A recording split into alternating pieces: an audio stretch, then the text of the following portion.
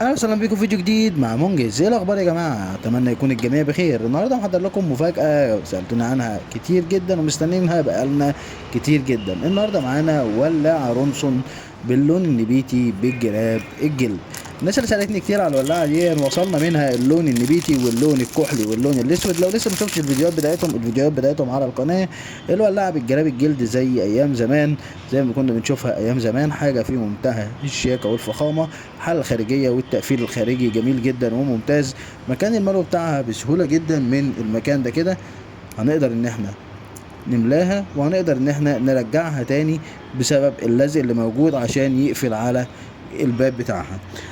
الولاعه رونسون انجليزي، ولاعه شغاله وبكفاءه تامه ومفيش فيها ادنى مشكله.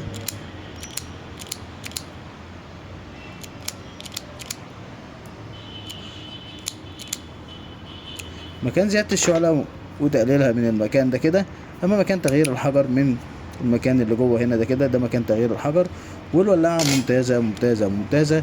للي عجبه الفيديو بتاع الولاعة دي ما ينساش يدوس لايك وسبسكرايب ويعمل لنا اشتراك في القناة عشان تشوف فيديوهاتنا الجديدة، واستنوا تشوفوا اللون الاسود والكحلي معانا. سلام.